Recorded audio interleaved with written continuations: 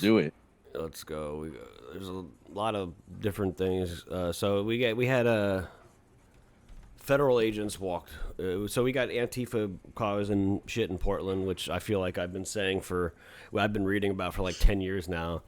But we had a judge over the weekend from Portland say that Donald Trump couldn't bring the Portland National Guard to deal with them. So then he started. Tyler told me yesterday he started getting the California National Guard to go.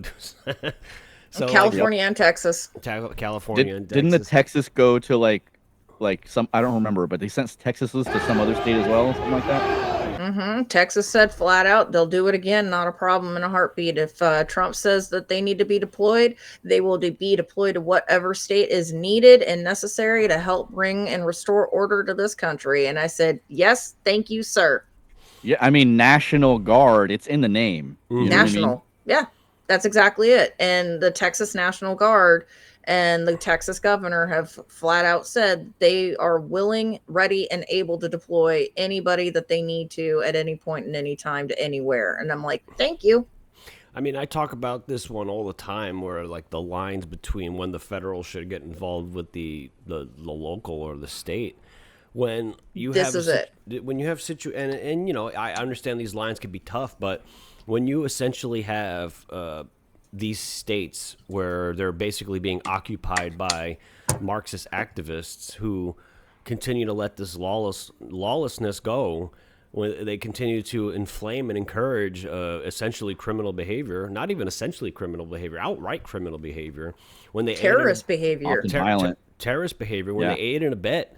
It was when they mostly peaceful though. Mostly peaceful. Mostly peaceful, but mostly not peaceful. When they aid and abet criminals and let them out of jail constantly. Like I've said before, like the bail reform, when they were talking about bail reform in like 2014, 15, it was not intended to let career criminals out. The whole idea with bail reform is that a 17-year-old is like driving in his car and he's doing something stupid with his friends and he shouldn't have to pay like $10,000 bail because he fucked up once or twice. You got caught with a little bit of weed in your pocket. You don't go straight to jail for 5-10 years. It was like Right. a 1 or 2 or 3 strike policy type thing. But now it's just like an excuse to let drug addicts out on the street and cause mayhem. And you know, there are people who can handle their drugs, but there are certain people who do their drugs and they lose all sense of their being, like their consciousness literally leaves their body and demons take over and they go on autopilot and they start like what Daniel Penny in New York, like they start fucking doing crazy shit and someone tries to stop it and apparently they're the bad person. This is a typical pattern in Marxism when the law-abiding citizens try to stop evil shit that the government or the local officials continue to let happen. So it's always this, well, when is the citizenry supposed to get involved in these issues? When is the citizenry supposed to get involved? Well, when the goddamn local government is aiding and abetting criminals, that's their right to start defending themselves. So, you know, before that, you can say the federal government can do something about that. But typically, when the state government, typically at least how it's been in America for at least the last 50 years, when the state government wants to do something, typically the federal government usually agrees with that. But now with Donald Trump, he's not quite in their camp like that. So he doesn't want to, he wants to bring law and order back to these cities. And he's going to bring the National Guard in. And I do think it's appropriate to bring the National Guard into places like Chicago, Portland, parts of New York, and parts of California. Because they're lawless. They are completely and it's not just overrun by terrorists. And I'm sorry. I'm even okay with the National Guard going into places like Dearborn, Michigan. Because that is not following our American Constitution. Some places in Texas too, like Matt Stork talks about. I'm more than fine with those guys going in and expelling these terrorists and these cell groups. These are unacceptable. They are not allowed by federal or state laws, and the fact that the states are allowing them to continue and they're putting their own people in harm's way is deplorable. Tyler says Chicago mayor signed an order to declare the city an ice-free zone as if he has the power to do that. He also claimed in a press conference that right-wingers want a rematch of the Civil War. That's funny because the Republicans won the Civil War. You said Chicago mayor for that, right? Yeah, Brandon Johnson, right? Brandon Johnson. Something like that. And honestly, I'm fine with them getting recalled too. Yeah. So as of today, I believe, at least it's being reported on today as if it just happened, right? Trump authorized the deployment of 300 U.S. troops to Chicago. So Yep. you kick out ICE, you get 300 Texas National Guardsmen. Mm-hmm. Fuck around, bro. Fuck around.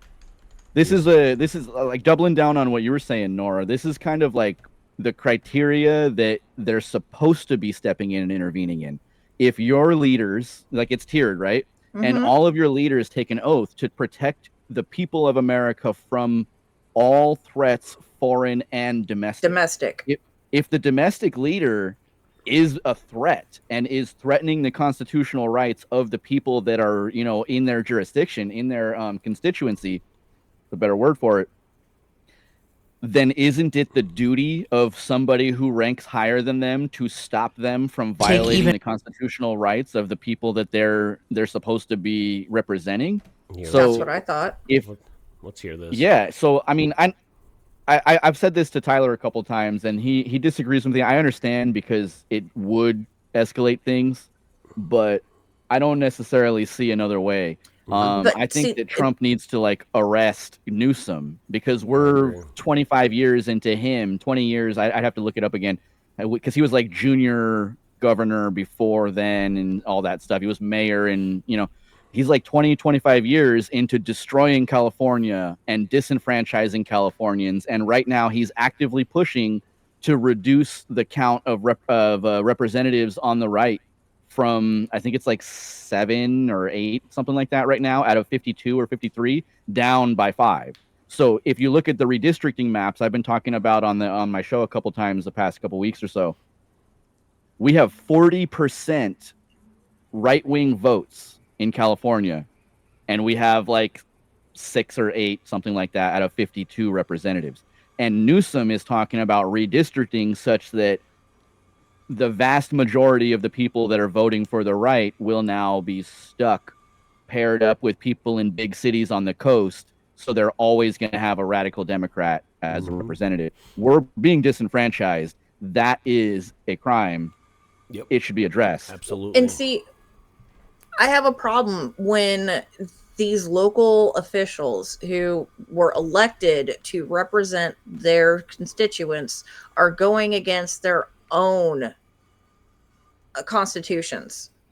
Yes. The fact that Newsom is spitting in the face of every single person who lives in California and is going against the California Constitution, to me as an Alaskan, is atrocious. And every single Californian should be upset. Like, I'm an Alaskan and I'm pissed off for you. And I understand, like, people are like, oh, stop getting offended for people. No. This is one of those times where I'm sorry, but I would not want that to happen to me. So I'm not going to be okay with it happening to you. And that's why I'm okay if Trump calls on the Alaskan National Guard to go down there. I already know that Dunleavy would say yes in a heartbeat. He's already said yes.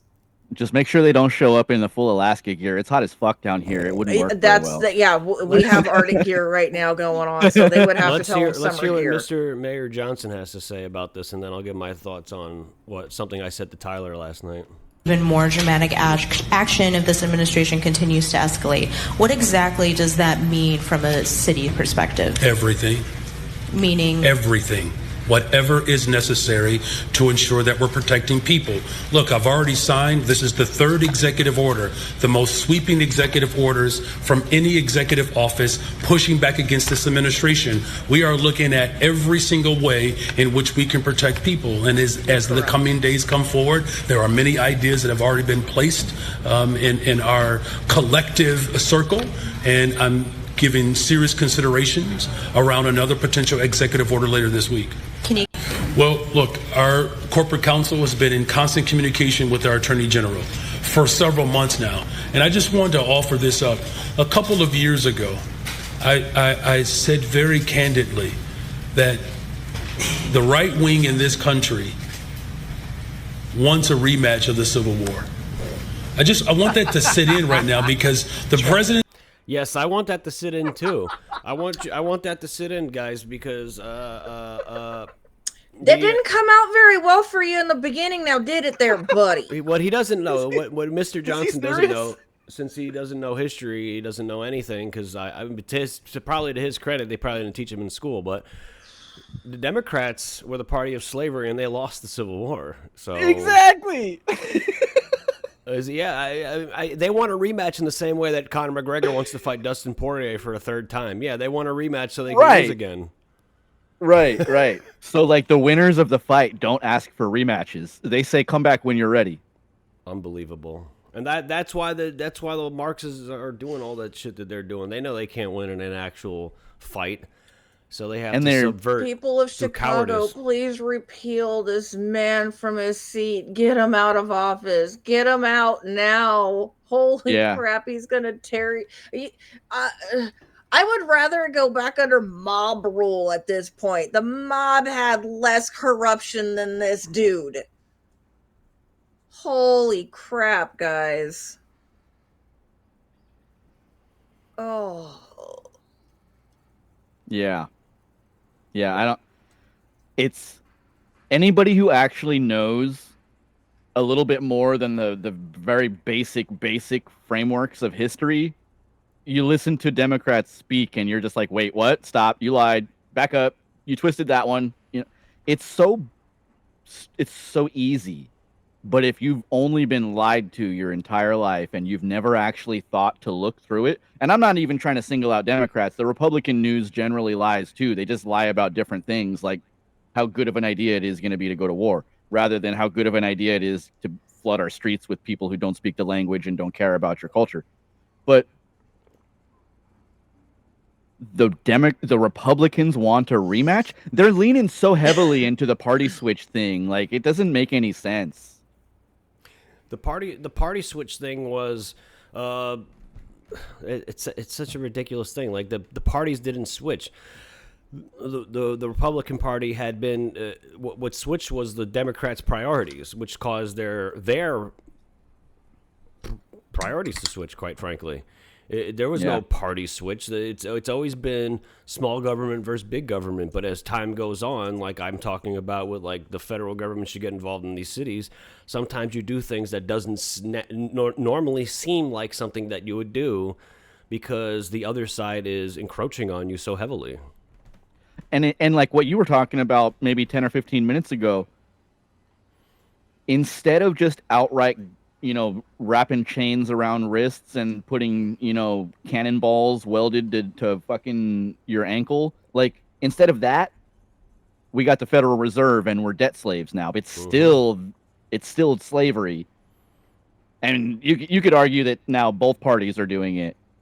But if the point is that the Democrats were not the slavers, it was the Republicans, then the Democrats switching from physical slavery to debt slavery. I mean, Babylonian money magic, debt slavery. Like, if switching to that doesn't mean you let go of slavery.